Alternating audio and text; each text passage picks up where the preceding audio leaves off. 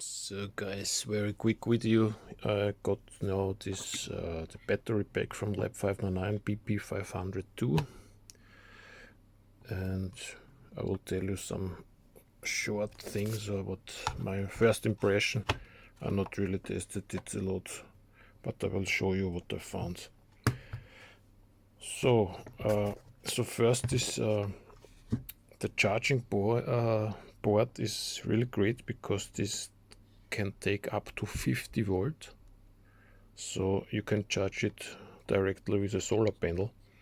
But we need to test how much noise this generates. I have a little bit doubt that this will not add noise to the radio, but we will see. The cells itself are 3000 milliampere rated. When you order this, so I got it with 3000 milliampere rated cells. I saw a measured chart from someone who measured with 2 ampere discharge, a little bit more than 2.6 ampere hour. So if you have 2 in parallel, this would be 5.3 ampere hour capacity. Another thing is I measured so I charged the cells and I measured each cells the voltage, and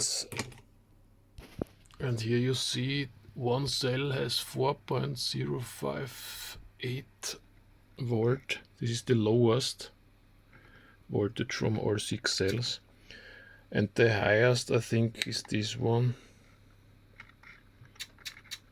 with 4.28 already. Is a little bit high, and it was at some point over 4.3 volts, so this is a little bit, the difference is quite high, and I already had it charged overnight.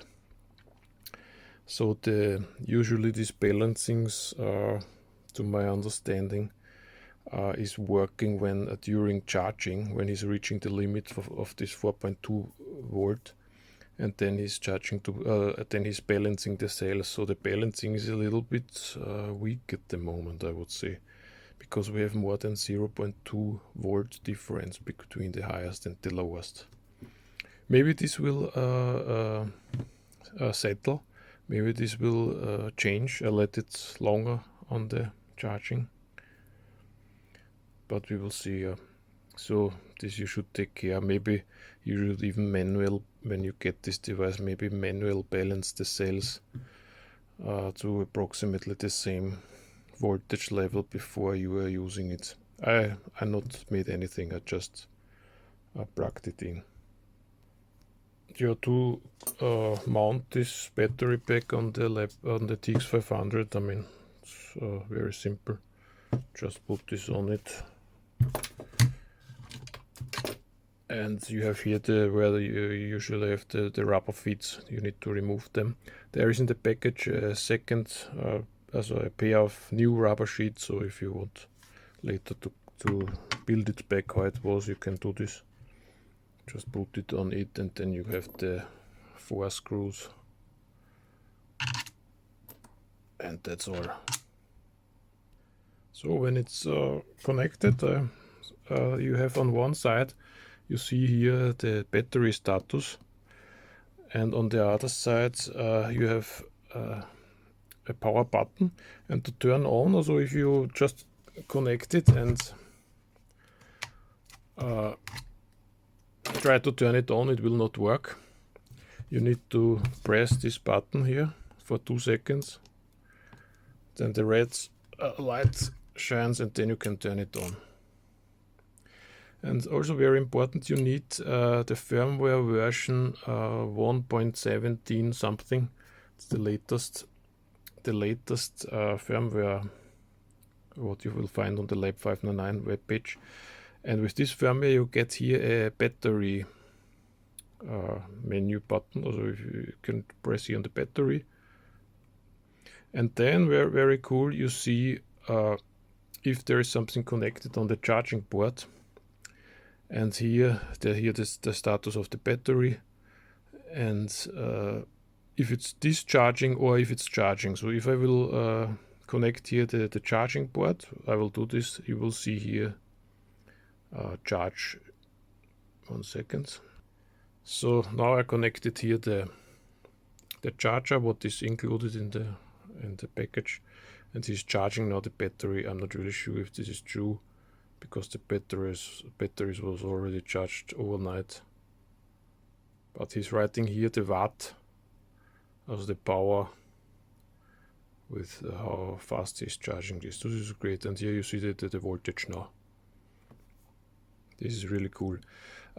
One thing to mention, when I connected first the battery to the device with the old firmware, I had I think 116 something, and then suddenly I got the sign hot standing on the top. This you get when the device in the TX500 gets hot.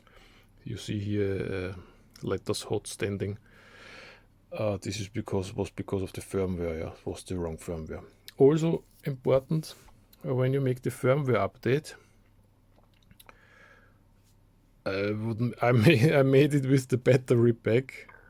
I think it will stand in the manual. I not saw this. I mean, a firmware update you're doing, holding this button and turning on.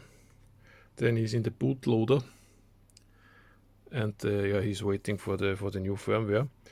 But you will see now, he's shutting off after some time. Also, you can't make a firmware update with this battery pack. You need to connect here a battery. This is, I would say, not super nice, but you not really make a firmware update so often. The legs are very nice. They are better than the small metal legs what you have on the TX500. They are really cool. But I have also one thing what I'm not super happy is in general the whole thing it's really like a brick. Now it's quite heavy, and yeah, I don't know.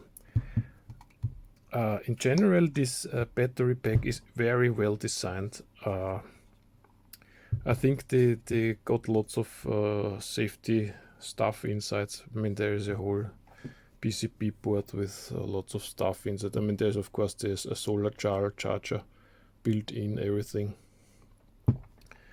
Also from the quality of this product, you can't get wrong with this.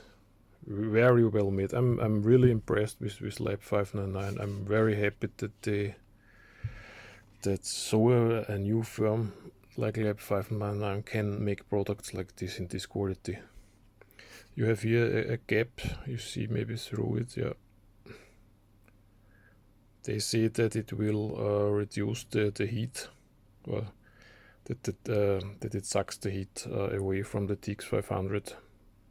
I'm not sure if this will. It may be true. Yeah.